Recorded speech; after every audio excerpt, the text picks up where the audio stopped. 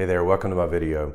Today I'm going to do a book review of a book that I read probably 20 years ago called The 7 Habits of Highly Effective People. Now, what I've tried to do today was put this in context of how it relates to insurance agencies. So I'm kind of thinking 7 Habits of Highly Effective Insurance Agents. Now, this is the book. I highly recommend it. It's become a classic. That book has become a classic. I've read it 2 or 3 times over the last 20 years, and it's a very popular book. So I'm going to try to make this quick. I want to start by telling you why I'm doing this.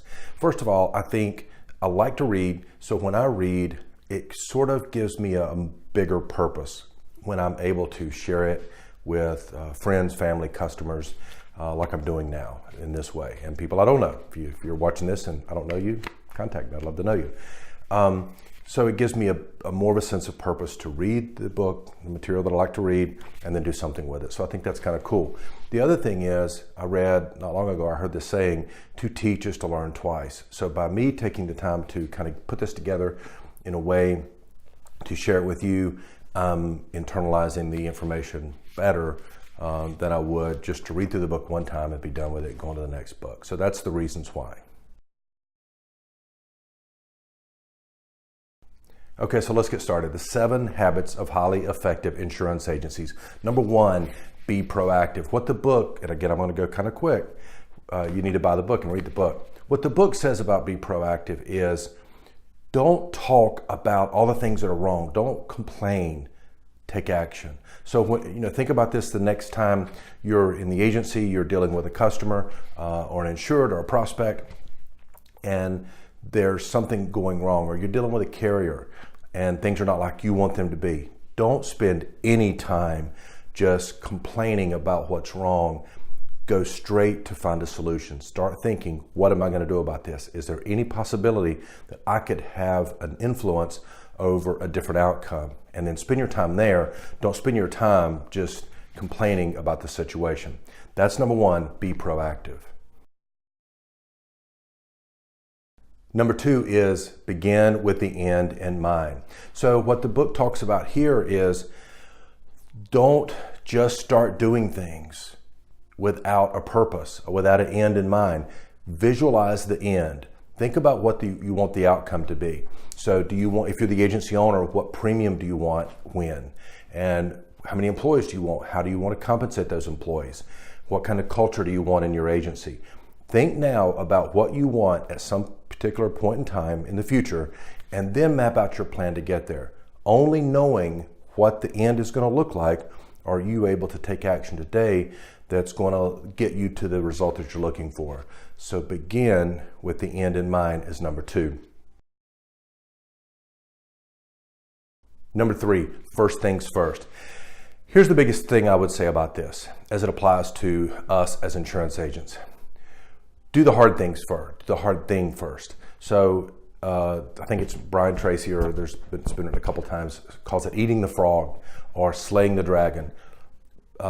First things first. Number 1, think priority. Do the most important things first, and a lot of times that's the hardest thing or the thing that you dread. Now the book talks about 4 quadrants, and I would encourage you to do this. Google the 4 quadrants for the 7 Habits of Highly Effective People.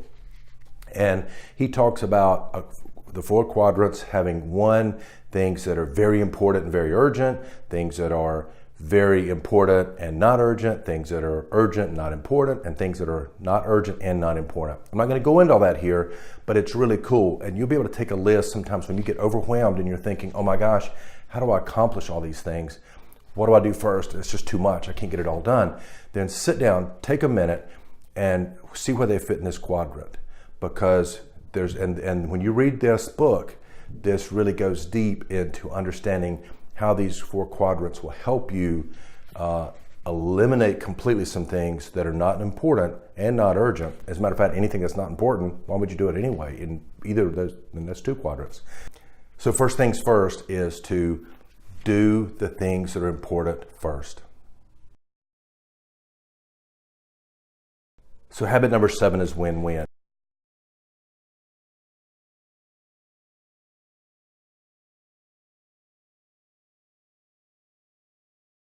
WinWin says, whenever you're negotiating something, and this could be an argument at home even, don't try to win and the other person lose. Figure out the strategy or the solution where both of you win. So in the agency, as you're working with your carriers, they've got a product to sell. You're wanting to sell their product so you can make commission from them by selling their product to your insured. Then that should be a win-win situation. Your commission should not be so crazy high that the carrier's not making money. Your commission should not be so low that it's not fair and you're not making a good living and not able to run your agency well to be able to continue on.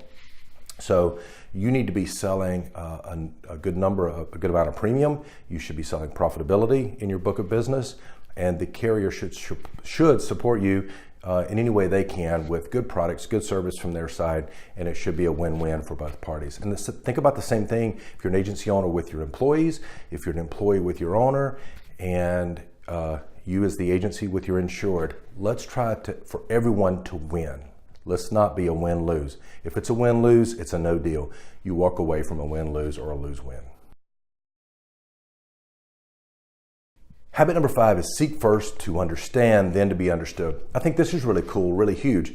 And I think about this from all communications. When you answer the phone in your agency and someone starts really being frustrated about a situation, when they start telling you enough where you understand the situation, do not fight off the urge to jump in and start setting them straight or answering their question, even if it's in a positive way. Let them finish. People need to finish. By the way, sometimes if you let them finish, you'll learn later in their story you did not have all the information early on in the story. It was a good idea for you to hold off and wait. So seek first to understand, then be understood. So and even at home, when you're having an argument with your spouse maybe, let them finish everything they've got to say. Do not interrupt them. That is terrible. Do not interrupt them. Listen, think, and don't be thinking about the next thing you're going to say the whole time they're talking. Listen, really listen. And when you're finished, maybe even say, now, here's what I think, here's what I'm understanding you to say, and here's probably, I think your problem is this is what's got you upset. And because sometimes you'll tell them that back, and they say, well, no, that's not exactly right. This is what I mean. You get a different angle on it. But then, once you've heard them, then relax and say, I hear you, here's what I understand. Now, let me share my thoughts with you and see if we can have a win-win on this situation. So habit number 6 is Synergize. Synergize says that if you and I work together on a project, that the net result of us working together will be far greater than the sum of our 2 contributions. You know what I mean? So if I'm going to pick apples off a tree and you're going to pick apples off a tree, this is the example that gives in the book, probably doesn't relate to you and I in the insurance business, but that if we can't reach the apples high on the tree, but if you stand on my shoulders, then we can get all the apples off the tree, the ones low and the ones high. And we could not have accomplished that on our own. So in your agency, working as a team, be partners. Partner with your carriers, partner with your agency management system and your other vendors that work with you in your agency. Let's not be combative. Let's apply these win-wins and let's enjoy the synergy that we can get by working together. So that's habit number 6. And the final one, habit number 7, I think maybe the best for me. It really clicks with me. They're all great. But habit number 7 says, sharpen the saw. And the story it gives, and I experienced this recently helping my neighbor Roger at their lake house one weekend cut some trees down. The trees had fallen and we had to cut them down, and we got a chainsaw from a neighbor. We started doing it, and we were making pretty slow progress because the chain on the chainsaw was dull. The tendency was that we only had a few hours that day. We did not want to stop and take a half hour to take this chainsaw up to the shed, figure out, because neither one of us were great at this, knew how to sharpen the saw, sharpen that chainsaw blade, the chain, and then come back and finish. We felt like, man, we just need to keep cutting this wood. But we did it. We stopped, we went up, we sharpened the saw, we came back, and we finished much faster with a nice sharp chainsaw than we would have had we just continued cutting the wood with a dull saw. So this habit number 7, sharpen the saw, really how it applies to you and I in our business is, let's stop sometimes. Let's stop monthly, weekly, quarterly, and let's train. and let's learn. And let's make sure our entire team is doing this. Let's make sure we learn how to be better at customer service. Even though we may feel like we don't have time to train, we don't have time to watch more videos about how to be better at customer service or be better in life or be better as coworkers and team members, and we don't have time to train and learn more capabilities that our automation in our agency can give us because we're so busy doing what we're doing, we don't take the time to sharpen the saw.